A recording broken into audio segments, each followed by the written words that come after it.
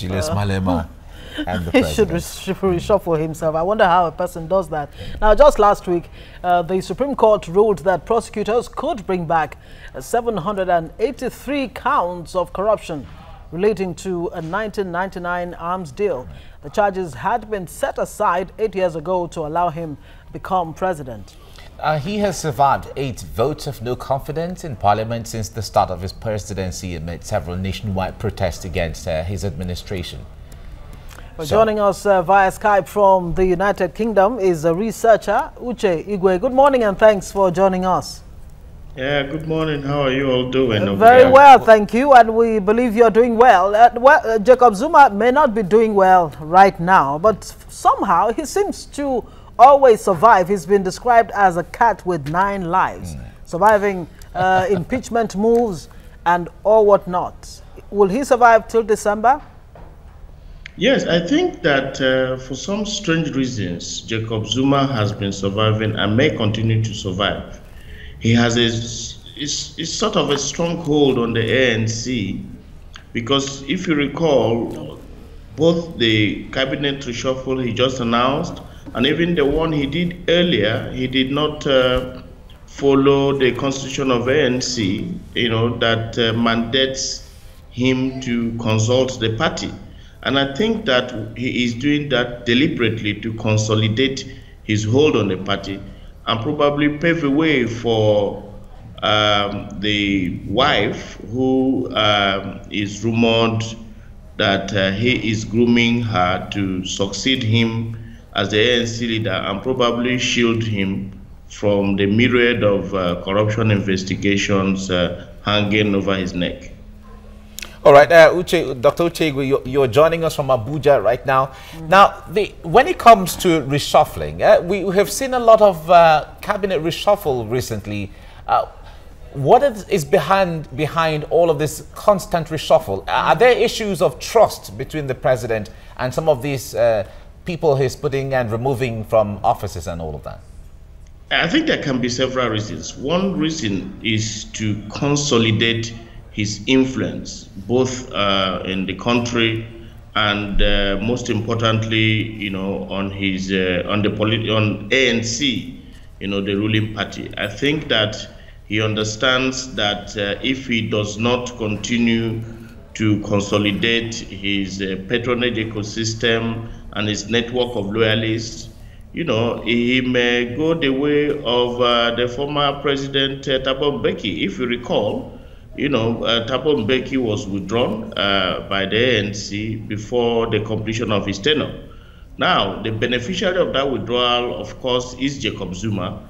So he understands that if he does not continue to consolidate his hold on the ANC by some of these maneuvers and by making sure that he appoints his loyalists, to positions, he may go the way of Thabo Mbeki. So I think that simple. Julius Malema, the leader of EEF, put it.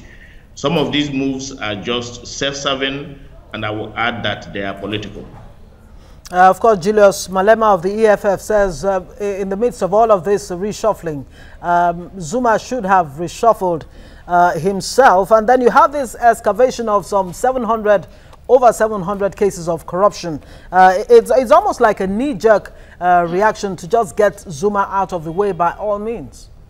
Well, I don't think so. If you recall, Jacob Zuma had these corruption charges hanging on his neck even before, they were dropped, paving a way for him to become president. This is a man who has got all kinds of scandals.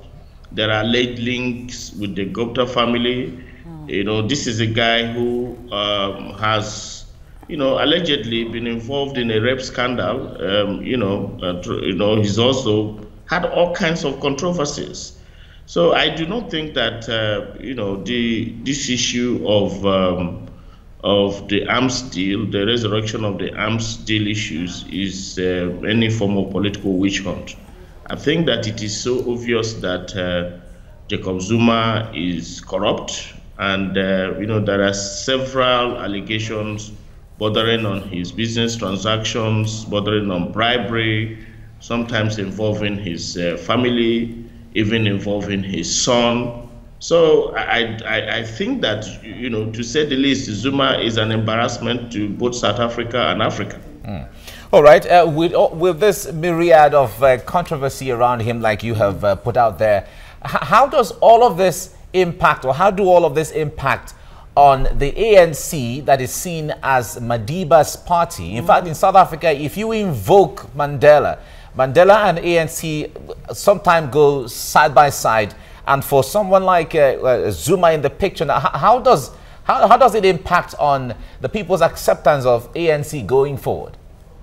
Historically speaking, I think that is an embarrassment, like I said. But structurally speaking, Jacob Zuma still, has got his structures in place. And like I said earlier, by appointing and reappointing ministers, he's also trying to make sure that he reviews the power equation within the ANC. If he continues to have his stronghold on the party, he would not be perturbed as it is right now. He doesn't seem to be too perturbed about the myriads of allegations hanging over his neck because he has a hold on the party. And like I told you, he is working very hard to install his own wife out of his, as you know, he's got 4 wives. He's married 6 times, including, one of his wives from Mozambique who took her life in year 2000. So, I mean, this is a very controversial fellow, but he understands politics. He understands that if he continues to have a hold on ANC, he would finish his term and also try to impose, or crown another leader for the party to shield himself for any form of investigations after his 2 tenures, serving his tenures as a president. So he understands what he's doing. He understands the politics. But, like you said, this is a contradiction to what we know that the founder, or one of the founders of ANC, Nelson Mandela, the first black president of South Africa, lived and died for. So it is an embarrassment, in my view, on the memory of Mandela and all he fought and died for. But that is the reality. That is the reality of South Africa at the moment, and that is the reality of ANC.